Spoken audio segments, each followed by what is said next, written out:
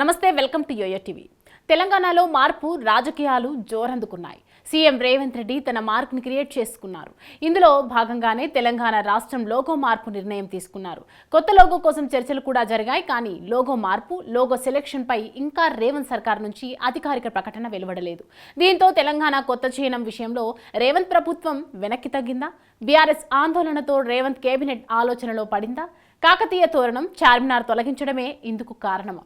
ఎందుకు చిహ్నం విషయాన్ని వాయిదా వేసింది? దీని వెనుక ఏం జరిగింది? కొత్త చిహ్నం విషయాన్ని రేవంత్ సర్కార్ అసెంబ్లీలోనే ఎందుకు చర్చకు పెట్టాలని భావిస్తోంది అనే పలు ప్రశ్నలు వ్యక్తమవుతున్నాయి. అయితే వీటికి కాంగ్రెస్ సీనియర్ నేతలు గట్టి సమాధానమే ఇస్తున్నాయి. సీఎం రేవంత్ రెడ్డి వెనుకడుగు వేశారంటే కారణాలు చాలానే ఉన్నాయని అంటున్నారు. ఈ వ్యవహారాన్ని తీసుకెళ్లి నేరుగా అసెంబ్లీలో చర్చకు పెట్టడం అన్నది ఆషామాషి కాదని చెబుతున్నారు.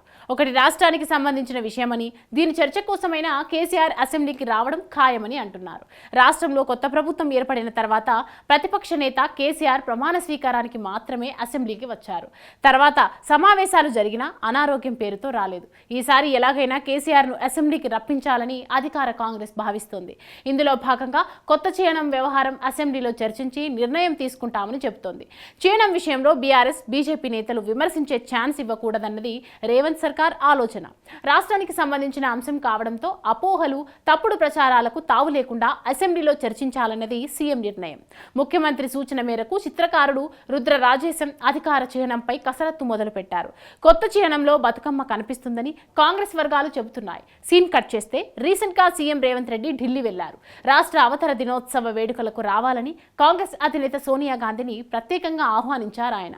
ఆ సందర్భంగా మీడియాతో ఆయన చిట్ చాట్ చేశారు. ఈసారి కేసీఆర్ అసెంబ్లీకి రావాలని చర్చించాల్సిన విషయాలు చాలానే ఉన్నాయని మనసులోని మాట బయటపెట్టారు ఆయన. ప్రస్తుత పరిణామాల నేపథ్యంలో ఒకవేళ కేసీఆర్ అసెంబ్లీకి వస్తే చిహ్నంపై చర్చ జరుగుతుంది. ఆయన రాకుంటే చిహ్నంపై నోరు ఎత్తే ఛాన్స్ కారు పార్టీకి ఉండదన్నమాట. మొత్తానికి సీఎం రేవంత్ ఉచ్చులో కేసీఆర్ చిక్కారు.